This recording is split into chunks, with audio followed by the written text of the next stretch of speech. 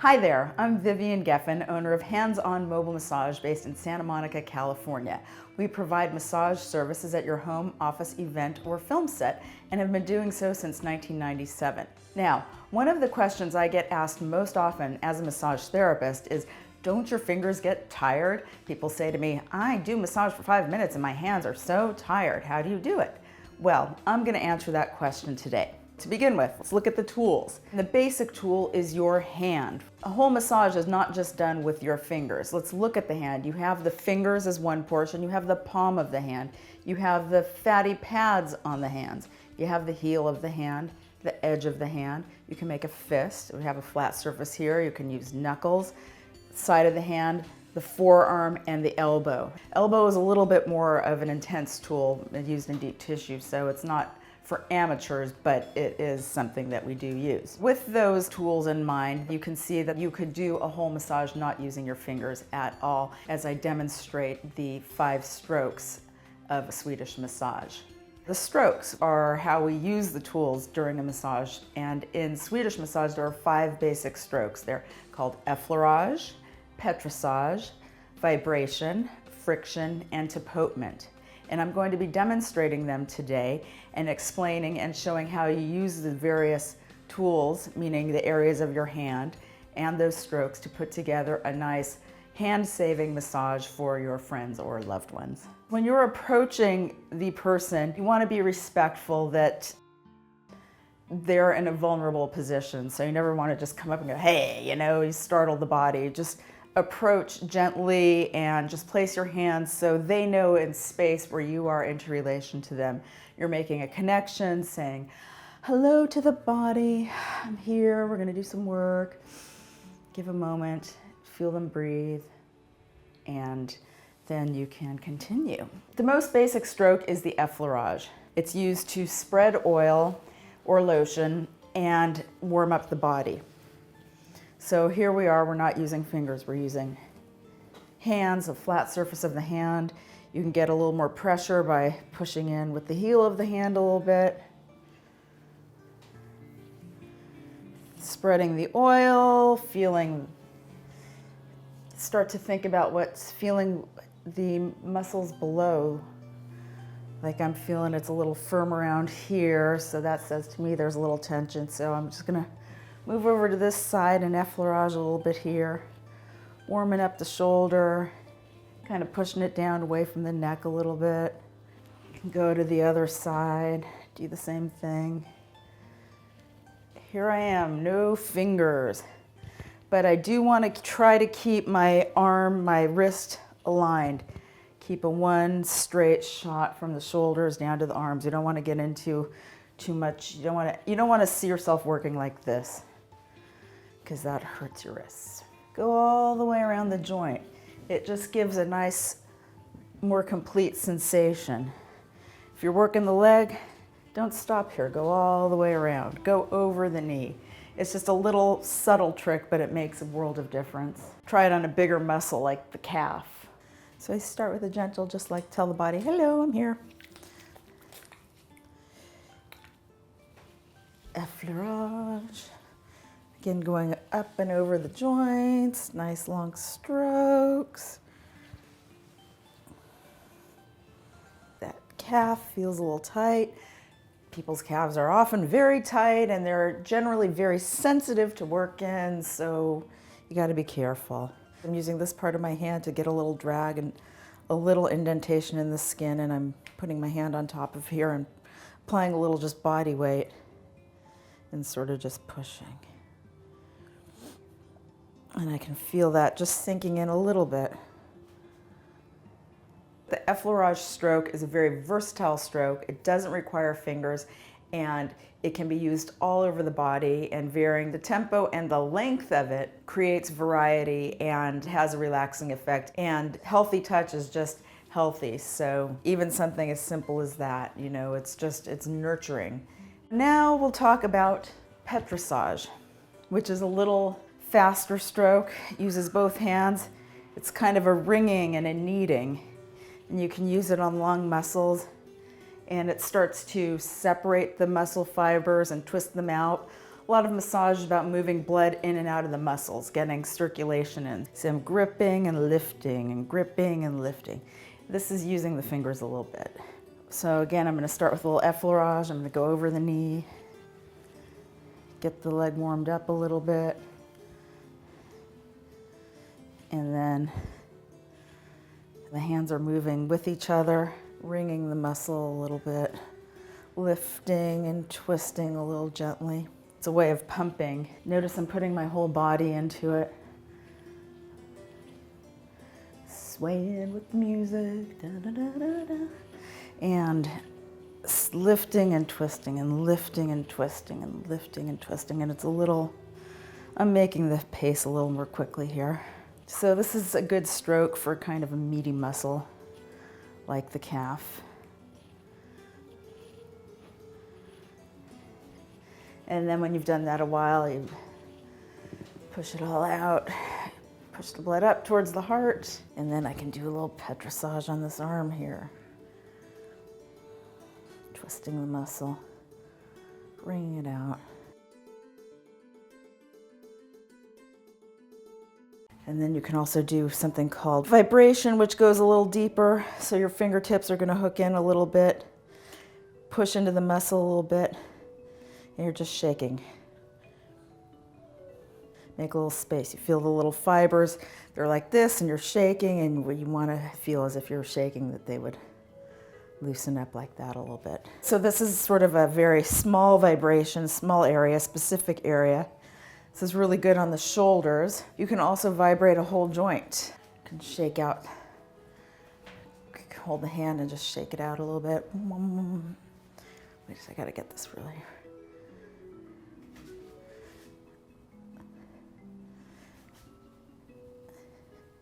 How does that feel, Marie? Feels good. You can get a little range of motion this way.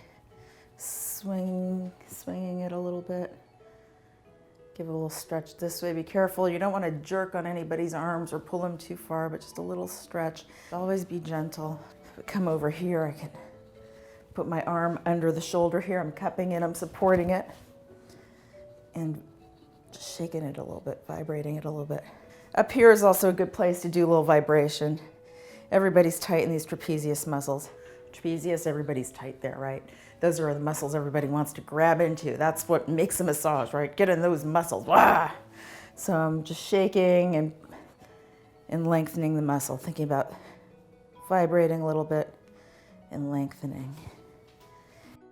And often you feel a little crunchiness when you go across them. It's very common. You can vibrate a little in the muscle there, feel where the band is. You'll feel something as you go across, and you can just vibrate it out a little bit, and that helps you get in a little deeper. This is using my fingers some. And then you can also vibrate the whole joint. Relax, let me move it around a little bit. So cup your hand under the joint, and you can just move it around a little bit. What I'm doing is cupping my whole hand and putting it underneath, so I'm right here, and then I'm just gonna shake it out a little bit. They gotta relax. Your person has to be relaxed. And then make a gentle little circle, and I'm stretching.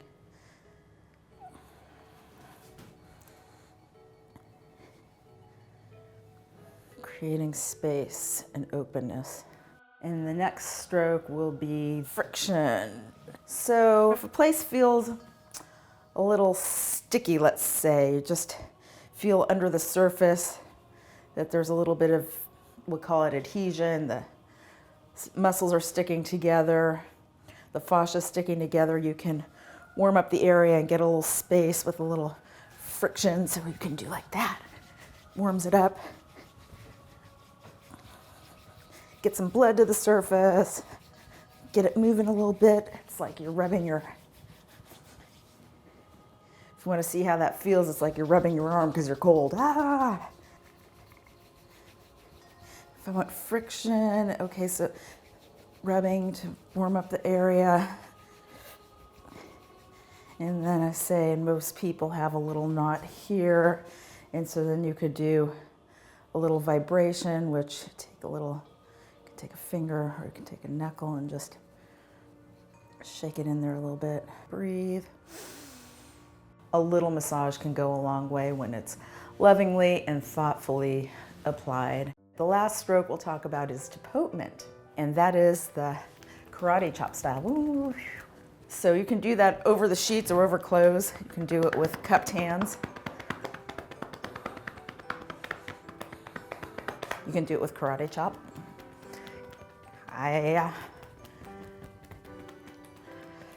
People who are really good at it have better rhythm than I do, but this is essentially, or you can kind of do it like this, like a little. And that stimulates the area, brings blood flow to it. And then there's percussion, which everybody knows. It's like a karate chop, which you can do with an open hand.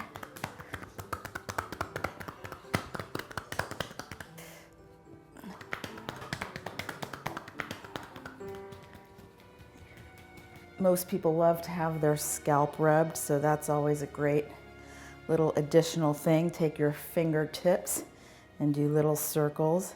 There are actually a lot of muscles in the scalp. People hold a lot of tension there and don't realize it. It's a very effective relaxation tool. And you want to have enough pressure that you're actually contacting the scalp, so you feel yourself moving the skin around, but not so hard that you're digging in. And then we come back to the face, ears too. Gently, just the earlobes. Just squeezing them between your thumb and forefinger, going around the outside of the ear. It's a really nice treat. And you can gently go between the collarbone and the top of the breast, and you can just do a little stretch. Breathe.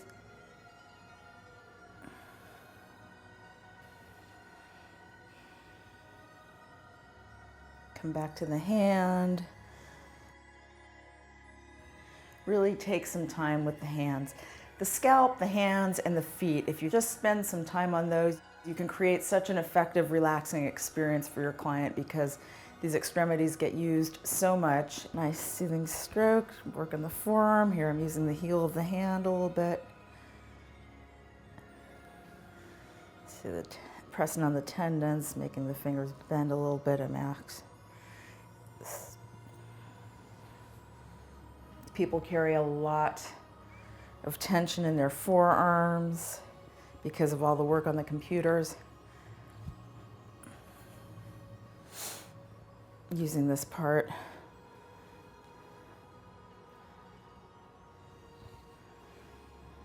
Using my body weight to press. Not aggressively, but just enough that I feel I'm making contact and impressing on the muscles, and then the fingers, the palms. You can also use the fist in the palm, do a nice circle there.